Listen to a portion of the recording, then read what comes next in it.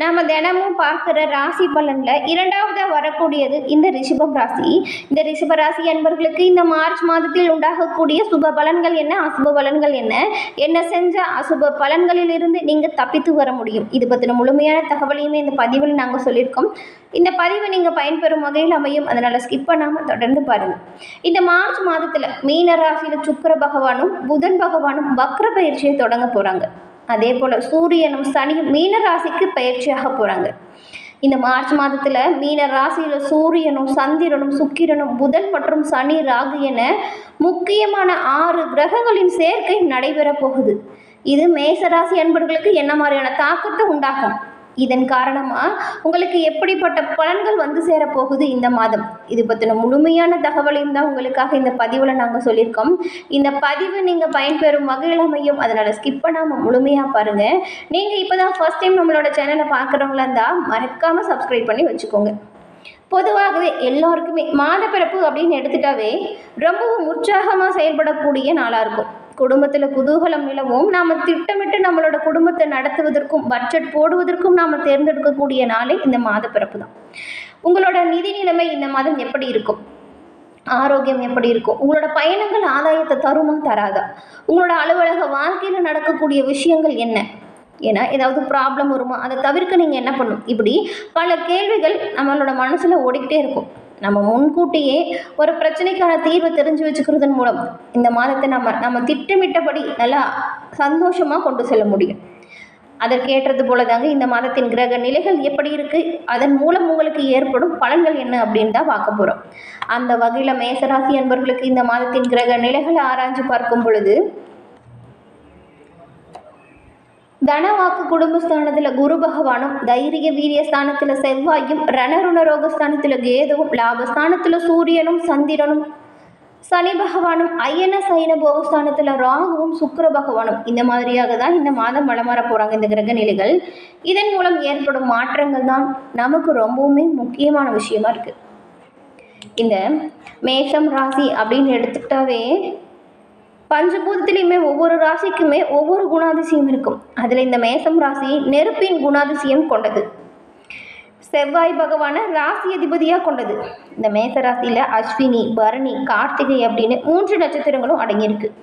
உங்களோட வாழ்க்கையில் நீங்கள் நிறைய தடைகளை கண்டிருப்பீங்க கடந்த காலத்தில், அதற்கெல்லாமே சரியான தீர்வு யாருமே சொல்லியிருக்க மாட்டாங்க.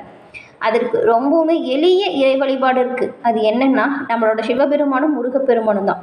உங்களுக்கு செவ்வாய் அதிபதிங்கிறதுனால செவ்வாய் கிழமையில் முருகன் வழிபாடு உங்களோட வாழ்க்கையில் நல்ல ஒரு முன்னேற்றத்தை கொடுக்கும். அதே போல் நீங்கள் முருகனின் பரிபூரண அருளையும் பெறுவதற்கு சிவபெருமான் வழிபாடு ரொம்பவுமே முக்கியமானதாக பார்க்கப்படுது.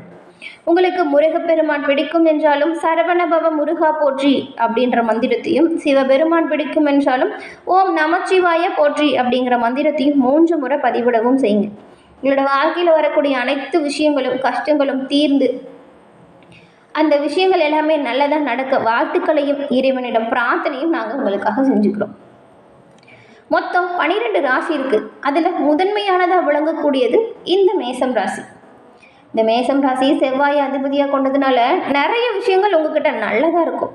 அது என்ன அப்படின்னு பார்த்தா, எப்பொழுதுமே நீங்கள் தலைமை பொறுப்பில் பெரிய அளவில் இருக்கணும் அப்படின்னு உங்களோட ஒவ்வொரு செயலுமே சிறப்பாக செய்யக்கூடியவங்க தான். எந்த வித பிரச்சனை வந்தாலும் சரி அதை தைரியமாகவும் அந்த பிரச்சனையை அந்த சவாலை எல்லாமே ரொம்பவும் நேர்த்தியாக கையாள்வதில் திறமையானவங்களாக இருப்பீங்க. அதே போல் உங்களுக்கு இந்த இயற்கையை ரசிக்கிறதுமே ரொம்ப பிடிக்கும். ஒரு மனுஷன் வந்து மேசராசிக்காரங்க கிட்ட நண்பராக இருந்தாங்களா வச்சுக்கோங்களேன், அவங்களோட வாழ்க்கையில் நிறைய புது புது அனுபவங்களை சந்திக்க முடியும். உங்ககிட்ட இருக்கக்கூடிய பிடிவாத குணத்தை மட்டும் கொஞ்சம் குறைச்சிக்கிட்டிங்கன்னா நல்ல பலன்களை இன்னுமே அடைய முடியும். ஏன்னா ஒரு செயலை நோக்கி கடினமாக உழைக்கக்கூடியவங்க நீங்கள், அந்த திறமையான செயல்களால் அதோட பலன்கள் உங்களுக்கு கிடைக்கும்.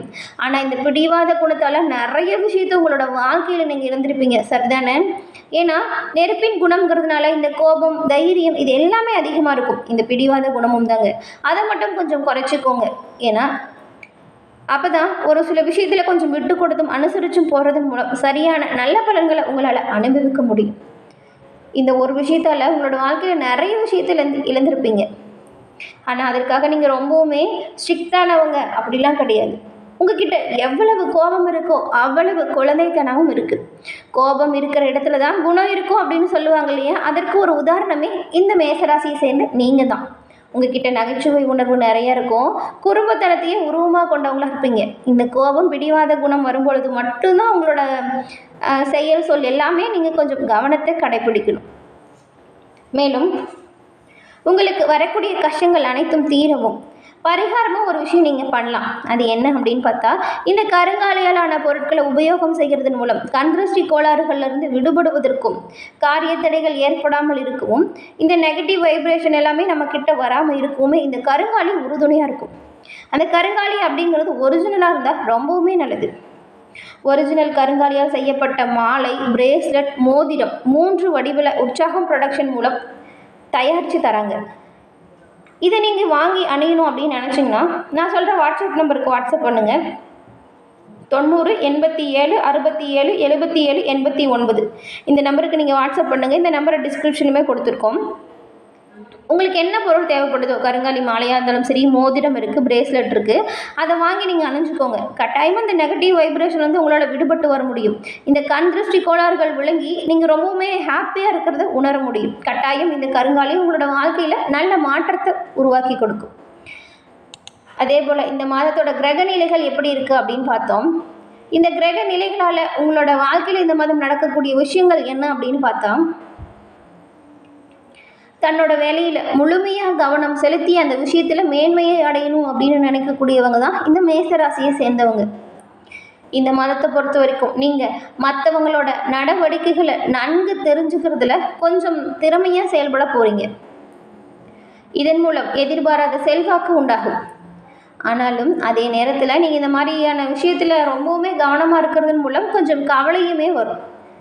மற்றவங்க வேலையில் முடிஞ்ச வரைக்கும் நீங்கள் மூக்க நுழைக்காமல் இருக்கிறது நல்லது.